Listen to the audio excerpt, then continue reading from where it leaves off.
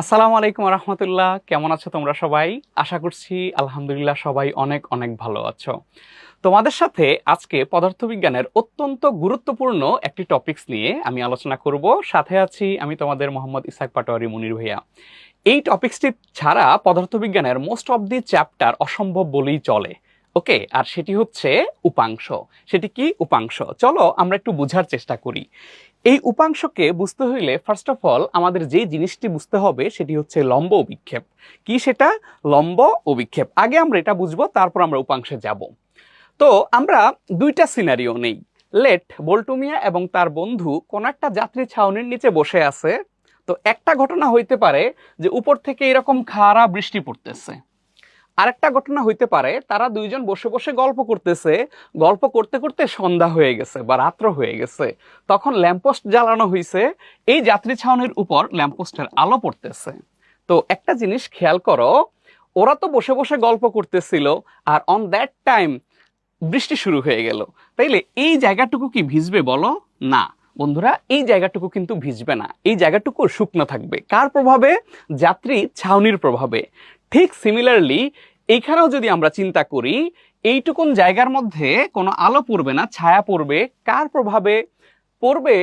ছায়া পড়বে হচ্ছে যাত্রী ছাউনির প্রভাবে। এবং দেখো এই লম্ব বরাবর অংশটা কি সে কি করতেছে না, ভিজাচ্ছে না, বা এই অংশটাতেই কি পড়তেছে, ছায়া পড়তেছে। এই অংশটুকুকেই আমরা বলবো লম্ব অভিক্ষেপ। এই অংশটুকুকে আমরা কি বলবো? লম্ব অভিক্ষেপ। তার মানে কি বুঝলাম? যাত্রী ছাউনির প্রভাবটুকু যতটুকুন জায়গার মধ্যে পড়ছে, মানে যেই জায়গাটা ভিজলো না, শুকনা রইলো, অথবা যেই অংশটাতে আলো পড়লো না, ছায়া আছে, আমরা এই পার্টটুকুকে কি বলবো? এই পার্টটুকুকে আমরা বলবো লম্ব অভিক্ষেপ। একটা জিনিস খেয়াল করো, এইটার কি কোনো নির্দিষ্ট দিক আছে? না। আমরা কি বলতে পারবো এটা কি পূর্ব দিকে, পশ্চিম দিকে, উত্তর দিকে, দক্ষিণ দিকে, এত ডিগ্রি কোণে? এটার কি স্পেসিফিক কোনো ডিরেকশন আছে? না, এটার স্পেসিফিক কোনো ডিরেকশন নাই। বাট আমরা যদি ধরে এটা নির্দিষ্ট একটা দিক বা ডিরেকশন দিয়ে দিই, তখন যে জিনিসটা পাবো তার নামই হচ্ছে কি? তার নামই হচ্ছে উপাংশ। কিচ্ছু বুঝো নাই, চলো আরো ক্লিয়ার করি আমরা বিষয়টাকে। হ্যাঁ, আচ্ছা, তোমরা খাতা একটু ছোট্ট করে লিখে নাও যে উপাংশ মানে হচ্ছে কোনো কিছুর এক্স অক্ষ কিংবা ওয়াই অক্ষ বরাবর যে প্রভাব। এই এক লাইন দিয়েই সব হয়ে যাবে। তাহলে কি বলছি আমরা বলতো? উপাংশ মানে হচ্ছে কোনো কিছুর এক্স অক্ষ কিংবা ওয়াই অক্ষ বরাবর যে প্রভাব। সাথেই একটা জিনিস আমি অ্যাড করে দেব একটু পরে তোমাদের। তার আগে খেয়াল করো কোনো কিছু হিসেবে আমরা কি নিতে চাই। লেট, তুমি একটা জিনিস খেয়াল করো, আমরা এখানে বলতেছিলাম যতটুকুন জায়গা ভিজলো না বা যতটুকুন জায়গার মধ্যে ছায়া পড়তেছে সেটা হচ্ছে লম্ব অভিক্ষেপ। এর নির্দিষ্ট কোনো দিক নেই। আমরা যদি একটা নির্দিষ্ট দিক দিয়ে দিই, তখন যে জিনিসটা পাবো তার নাম কি দিছি? উপাংশ। তার মানে বুঝলাম লম্ব অভিক্ষেপের আসলে দিক নাই। দ্যাট মিন্স আমরা বলতে পারি লম্ব অভিক্ষেপ একটা কি রাশি? স্কেলার রাশি।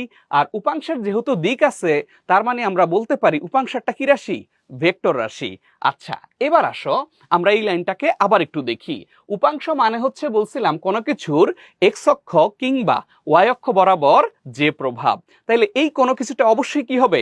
স্কেলার রাশি না ভেক্টর রাশি? অবশ্যই কি হবে? ভেক্টর রাশি। লেট আমরা যেই কোনো একটা ভেক্টর রাশিকে কনসিডার করি। ধরো সেই ভেক্টর রাশিকে কনসিডার করলাম এফ। তাহলে এই এফ বলটার আমরা এক্স অক্ষ কিংবা ওয়াই অক্ষ বরাবর কি নির্ণয় করতে চাই? প্রভাবটুকু দেখতে চাই। চলো দেখি। তাহলে যাত্রী ছাউনির মতনই এই এফ বলটুকুর এক্স অক্ষ বরাবর প্রভাব হচ্ছে এইটা। আমরা ধরে নিলাম এটা হচ্ছে ও এ। তো আমরা ও এ অংশটা বের করতে চাই। ওকে, তাহলে ও এটা হলো আমার ভূমি, আর ও এফ বা এফ এটা হচ্ছে আমার কি? অতিভুজ। তোমরাই আমাকে বলো ভূমি আর অতিভুজ এই দুইটা জিনিসের মধ্যে রিলেশনশিপ কার? অবশ্যই তোমরা আমাকে বলবা ভাইয়া এই দুইটা জিনিসের মধ্যে রিলেশনশিপ হচ্ছে কজের। তাহলে আমরা লিখতে পারি কস থিটা সমান ভূমি বাই অতিভুজ। ভূমি হচ্ছে আমার ও এ, তাহলে ভূমি ও এ লিখলাম, অতিভুজ এফ। ওকে, আচ্ছা, এবার যদি আমরা লিখি তাহলে বিষয়টা দাঁড়ায় এরকম, ও এ সমান আমরা বলতে পারি ও এ সমান হচ্ছে এফ কস থিটা। ক্লিয়ার? এটা কি আসলে তোমরা কি বলো? আনুভূমিক উপাংশ। কি বলো? আনুভূমিক উপাংশ। ছোট্ট করে স্টার দিয়ে এখানে লিখে রাখবা, তাহলে কখনো ভুল হবে না যে থেটার সাথে যে সেটাই কস। মনে থাকবে কি বলছি? এটা খুব গুরুত্বপূর্ণ কথা, কোটি টাকার কথা। থেটার সাথে যে সেটাই কি? কস। ওকে, তাহলে এটার নাম আমরা কি দিব? এটার নাম আমরা দিব আনুভূমিক উপাংশ অথবা এক্স কম্পোনেন্ট, অথবা কি এক্স কম্পোনেন্ট। আচ্ছা, এইবার চলো আমরা ওয়াই অক্ষ বরাবর প্রভাবটুকু বের করতে চাই। কার? এফ বলের ওয়াই অক্ষ বরাবর প্রভাবটুকু আমরা কি করতে যাচ্ছি? বের করতে যাচ্ছি। এই কোণটা যদি থেটা হয় ভাইয়া, এই কোণটা যদি থেটা হয়, পুরোটা কোণ কত ডিগ্রি? 90 ডিগ্রি। তো এই কোণটা থেটা হইলে বাকি কোণটা কত হবে? 90 ডিগ্রি মাইনাস থেটা। তাহলে এই কোণটাকে আমরা লিখতে পারি 90 মাইনাস থেটা। ওকে, আচ্ছা, তাহলে এই এফ বলটার এখন আমরা চাচ্ছি ওয়াই অক্ষ বরাবর প্রভাবটা কি করতে? বের করতে। তো এইটুকুন হচ্ছে আমার কি? ওয়াই অক্ষ বরাবর প্রভাব। আচ্ছা, কোণের বিপরীত বাহুকে বলি লম্ব, তাহলে পাশেরটা হবে কি? ভূমি। সো এখন যদি আমরা আবার একটু চিন্তা করি, আমরা আবার এই প্রভাবটা বের করতে চাই। হ্যাঁ, আমরা এই প্রভাবটুকু আবার চলো একটু বের করার চেষ্টা করি। কোন অক্ষ বরাবর? আমরা এখন ওয়াই অক্ষ বরাবর প্রভাব বের করতে চাচ্ছি। এই যে ওবি অংশটুকু, তাহলে ওবিটা ভূমি আর এফ কি? অতিভুজ। এই ভূমি আর অতিভুজের মধ্যে সম্পর্ক কার? ভূমি আর অতিভুজের মধ্যে সম্পর্ক আমাদের কজের। তো আমরা লিখব কজ। এখন কি কোনটা থেটা হবে? না, এখন কোনটা হবে কত?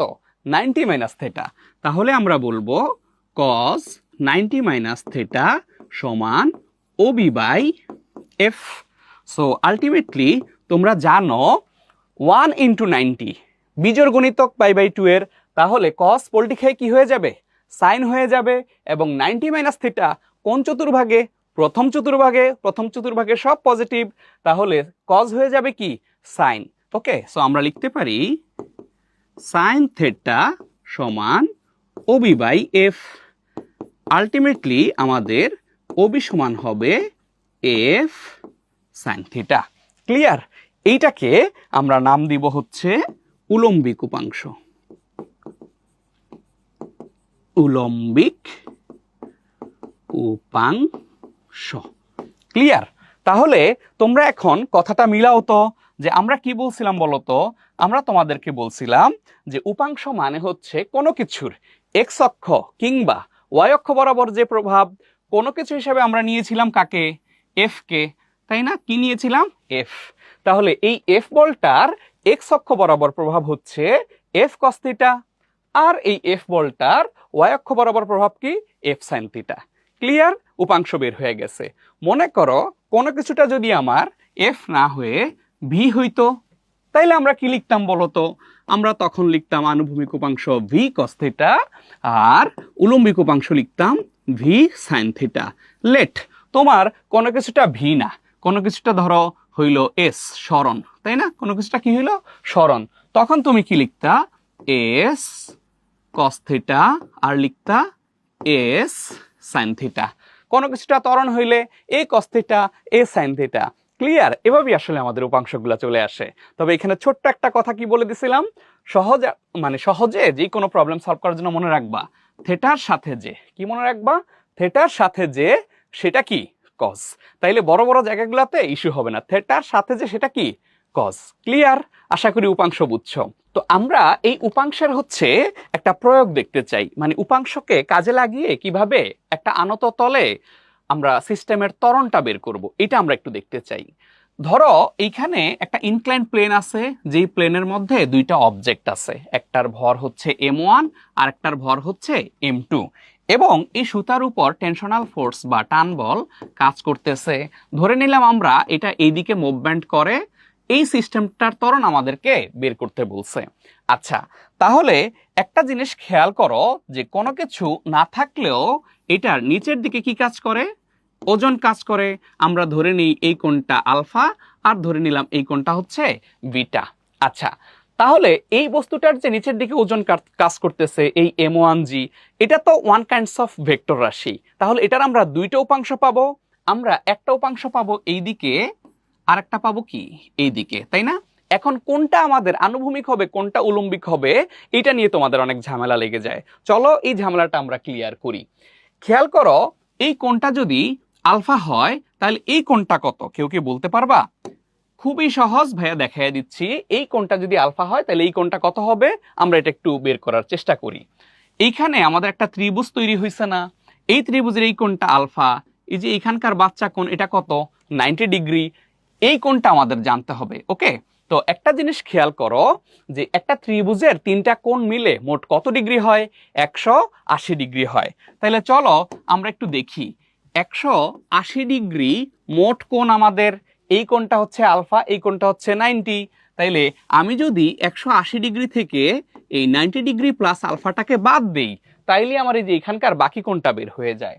তাইলে 180 থেকে আমরা যদি এটাকে বাদ দিই -90 ডিগ্রি মাইনাস আলফা, তার মানে আলটিমেটলি হয় 90 degree minus alpha. Clear? So এই যে এইখানে আমরা যেই কোণটা পাইলাম, এই কোণটা হচ্ছে আমার কত, 90 ডিগ্রি মাইনাস আলফা। মজার বিষয়টা খেয়াল করো যে এইখানে কিন্তু আমাদের অলরেডি একটা কোণ ছিল, সেটা কত, 90 ডিগ্রি বা 90 ডিগ্রি, তাই না? এই 90 ডিগ্রি কোণের মধ্যে একটা কোণ আমরা পাইলাম 90 ডিগ্রি মাইনাস কত, আলফা। তাহলে বাকিটা আমরা বের করতে পারবো না? ইনশাল্লাহ অবশ্যই বাকিটাও আমরা বের করে ফেলতে পারবো। তাইলে এইখানে আমার টোটাল কোণটা ছিল 90 ডিগ্রি, আর এই অবশিষ্ট বাকি কোণটা আমরা পাইলাম 90 ডিগ্রি মাইনাস আলফা।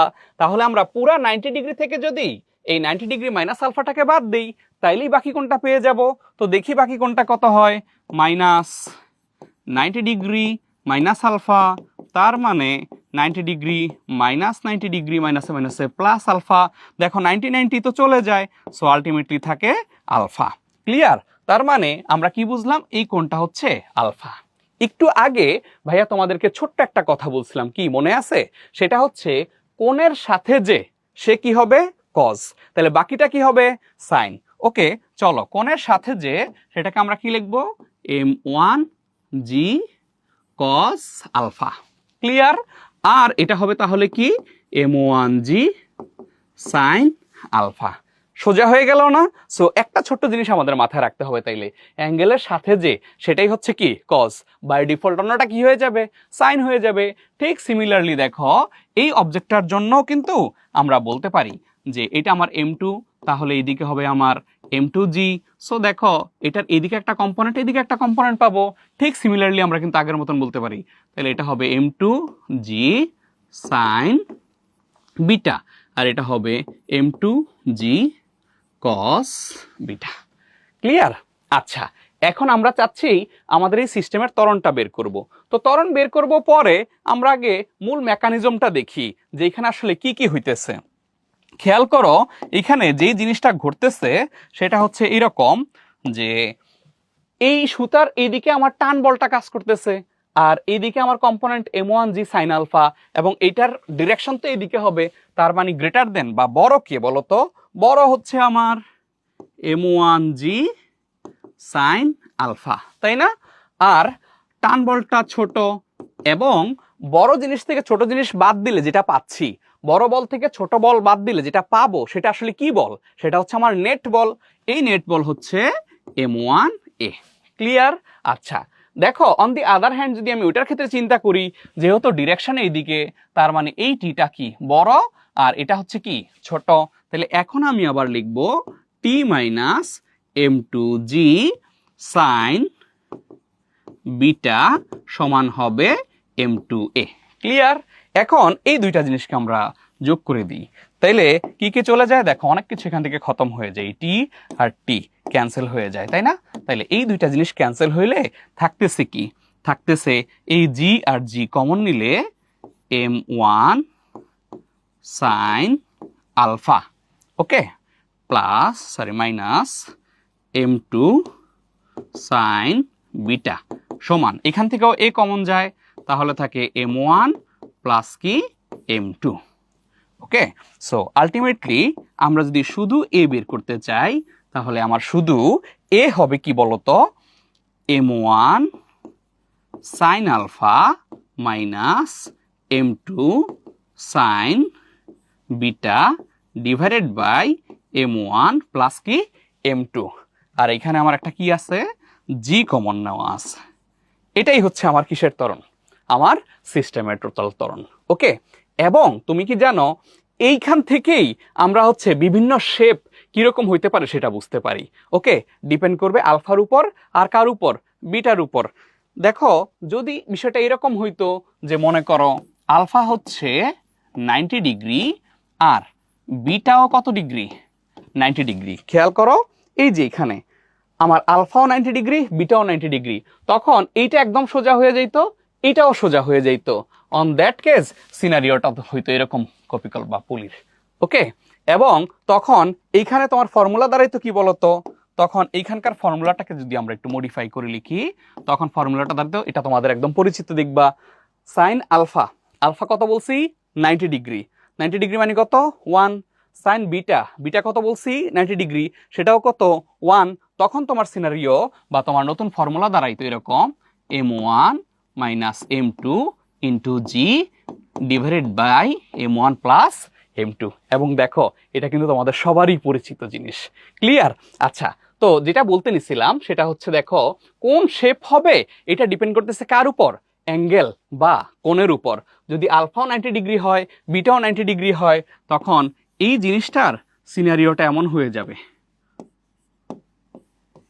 এই পুরো জিনিসটার সিনারিও এমন হয়ে যাবে যে তখন এটা হয়ে যাবে 90 ডিগ্রি মানে এরকম সোজা, এটাও হয়ে যাবে সোজা, মানে অন দ্যাট কেস তোমার সিনারিও বা শেপটা হবে এরকম।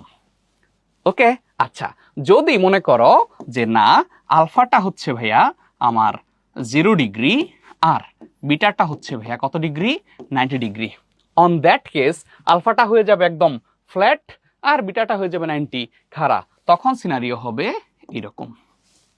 কিংবা যদি বিষয়টা এরকম হয় যে না দেখো যদি বিষয়টা এরকম হয় তোমার আলফাটাও কত ডিগ্রি 0 ডিগ্রি আর বিটাটাও কত degree 0 degree, on that case পুরো ফ্ল্যাট এরকম হয়ে যাবে। ক্লিয়ার? তাহলে আসলে এই কোণের উপর ডিপেন্ড করতেছে কখন তোমার শেপটা কেমন হবে। ওকে, তাইলে আমরা এখানে কি দেখলাম, আমরা এখানে দেখলাম আমরা যে উপাংশ শিখছিলাম সেই উপাংশেরই একটা কি সুন্দর ইমপ্লিমেন্ট। শুধু এইখানে না, আমরা যে একটু আগে বলছিলাম যে দেখো কোনো কিছুটা যদি তোমার ভি না হয়ে কি হইতো এস হইতো, তখন হইতো S cos theta, S sine theta. তোমরা কাজের সংজ্ঞা শিখছিলাম না, ডাব্লিউ সমান কি এফ এস কস থিটা, এই এস কস থিটা আসলে এইভাবেই আসে। তো যাই হোক, আমরা ইনশাল্লাহ এখন থেকে এই উপাংশ এবং তার ব্যবহারগুলা জেনে বুঝে প্রয়োগ করার চেষ্টা করব। ধন্যবাদ সবাইকে। আসসালামু আলাইকুম রহমতুল্লাহ।